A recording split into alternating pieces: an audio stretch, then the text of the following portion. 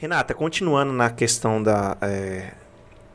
das mulheres, mas agora inserindo mais o contexto do mercado de trabalho, Kênia, você acredita que o mercado hoje está melhor preparado para receber as mulheres? Porque a gente vê que as mulheres buscam uma colocação melhor, elas estão indo atrás de estudo, estão indo atrás daquilo que é de direito das mulheres, alcançando, a gente falou agora da Patrícia, alcançando posições até então ocupadas só por homens, mas do outro lado nós temos o mercado de trabalho. O mercado de trabalho, na sua opinião, está acompanhando essa evolução das mulheres? Vou citar um exemplo aqui, Renata. Eu já ouvi essa situação pessoalmente em lugares que eu já passei, mas você citou aí da sua gravidez durante os estudos, né? Mas infelizmente ainda é comum nos mercados de trabalho a pessoa perguntar: você já tem filho? Para a mulher que vai trabalhar? Porque ele está pensando da possibilidade dela se afastar quando ela for ter o filho. Sim. No ambiente onde eu trabalhei, Renata, eles falavam assim: não, já tem uma mulher, mais uma, se as duas ficam grávidas, aí o trabalho fica prejudicado. Então, infelizmente, ainda tem essa situação. Você acredita que o mercado de trabalho está acompanhando essa evolução das mulheres para recebê-las? Olha, Denis, o que acontece? O mercado de trabalho, ele já se atualizou muito, né? A gente vem aí uma luta há tantos anos, já melhorou bastante. Mas, como eu disse até anteriormente, é uma luta diária, é uma luta constante. Nós, mulheres, não podemos desistir, porque, de fato, a gente sabe que ainda existe muito preconceito. Essa questão dos direitos trabalhistas das mulheres ainda é muito discutido, ainda há preconceito, ainda há empresas, empregadores que fazem esse tipo de pergunta no momento da contratação, em que pese ser proibido por lei, pode ser até condenado aí uma indenização na Justiça do Trabalho por danos morais. Enfim, ainda existe muito preconceito, sim, existe muita dificuldade para as mulheres, mas a gente não pode negar, né, que houve uma mudança significativa. Até alguns anos atrás, a mulher teria que pedir autorização para o marido para poder trabalhar. Isso era, assim, hoje, quando a gente vê falar isso, a gente não acredita. Mas as nossas avós, as nossas bisavós, elas passaram por tudo isso, né? A mulher não tinha essa visibilidade que tem hoje. Mas nós vemos que as mulheres, se a gente for analisar, se capacitam mais, as mulheres dedicam mais, as mulheres estudam mais. Além de que ela consegue exercer diversas funções ao mesmo tempo, ou seja, nós somos mães, nós somos donas de casa, temos a nossa profissão ali, muitas vezes fazendo um trabalho extra em casa para gerar uma renda maior, ou seja, a gente tem uma disponibilidade, a gente tem um poder de trabalho, assim, inacreditável. Habilidade, né? Exatamente, às vezes eu converso com mulheres, assim, elas vão me contando, eu faço isso, eu faço aquilo, e eu falo, mas como que você consegue? Eu sou muito curiosa com relação a isso, eu tento absorver das mulheres o máximo que elas possam me contar ali, para a gente entender esse universo. E é incrível, mas ainda nós não chegamos, né, no máximo que a gente pode extrair aí do mercado de trabalho. Ainda tem muita luta e nós temos que fazer jus à luta, né, das nossas guerreiras aí, avós, bisavós, nossas mães, e a gente precisa continuar lutando e precisa passar isso para os nossos filhos.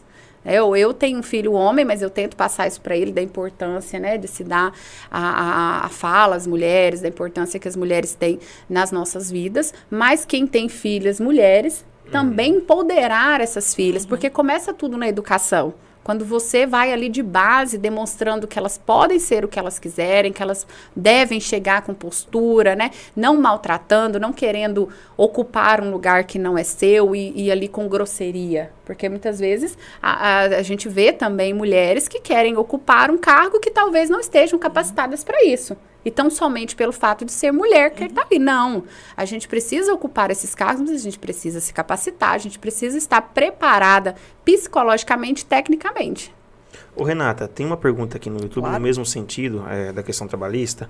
Kênia, a Érica pergunta o seguinte, se você poderia falar sobre o direito das trabalhadoras que ainda amamentam seus filhos. Exatamente, as mulheres têm o direito, né, de amamentar os seus filhos no local de trabalho por pelo menos 2 vezes de 30 minutos, até pelo menos os 6 meses de idade. E a depender, né, se a criança, se o bebê ali tiver alguma alteração fisiológica, alguma necessidade especial que precise continuar essa amamentação, aí precisa que o médico faça ali uma declaração para tentar viabilizar o aumento desse tempo. Mas Qual pela é lei, o tempo? sim. Qual é o tempo? São 2 vezes durante o dia, mas assim, qual é o Pelo tempo? menos 2 vezes de 30 minutos, né? Para que ela possa fazer essa amamentação. E Ou durante seja, o bebê os tem que primeiros, estar próximo. Sim, até os primeiros 6 meses, né? Assim, Renata, se a gente fosse falar no mundo ideal, por exemplo, né? Vamos dizer assim, no mundo ideal, que as empresas tivessem um local de amamentação ou uma creche, mas a gente sabe que isso não é possível. Muitas grandes empresas, multinacionais, até têm essa possibilidade. Mas a grande maioria das empresas no Brasil são empresas familiares, são pequenas empresas ali com poucos funcionários, também não tem como a gente jogar esse ônus, né, essa responsabilidade também para os empresários, porque a gente sabe que não é viável, não consegue. Então, a gente tenta seguir a legislação ali da forma que fica bom para a criança, bom para a mãe, bom para o empregador também, porque a gente tem que pensar num todo. Eu sempre falo assim, existem os direitos trabalhistas? Existem, mas a gente tem que olhar para a empresa também. A gente tem que ver o que é viável. Porque senão a empresa também quebra e daí Exatamente, aí a gente perde ali diversos postos de trabalho. Então, é necessário que a gente olhe um contexto geral, né? Para a gente poder não inviabilizar o negócio do cliente, da empresa, né? Como foi a questão, por exemplo, da lei que foi publicada, né? Que estava em vigência até agora, quando obrigou que todas as empresas afastassem as gestantes do trabalho e continuassem remunerando.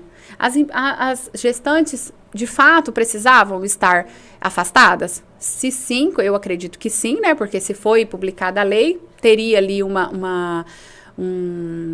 grau de risco maior para elas, mas é justo que o empregador que fizesse esse pagamento? Teria que ser o próprio INSS, né? Teria que ser o Estado que custeasse isso.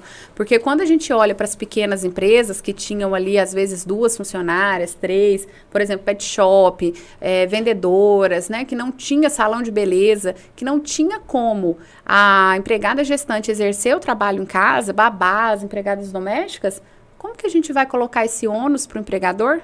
É muito complicado. Então, a gente tem que olhar... Principalmente no momento de pandemia, até por isso que estavam, né, afastadas, Sim. Em que muitos segmentos ficaram fechados, né? O comércio, imagina, né, uma loja pequena com uma funcionária grávida, etc. Então, assim, sem receber, sem o Estado também para dar um apoio nessa questão do afastamento das gestantes. Exatamente. Então, por isso que creio eu que muita gente foi por demais penalizada. Sim, com certeza. Por isso que é importante a gente olhar um ângulo geral, né? Nunca uma situação separadamente. E isso é importante na hora dos legisladores, né, fazerem as leis, estarem olhando para um contexto geral. A gente não pode inviabilizar que as empresas tenham saúde financeira, porque senão o maior prejudicado vai ser os próprios empregados, né? Os trabalhadores.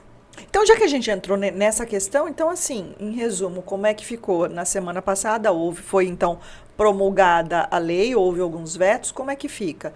Gestante, calendário vacinal, quem fica em casa, quem volta? Quem se recusa a vacinar também tem essa questão. Sim, sim. Olha, como que ficou.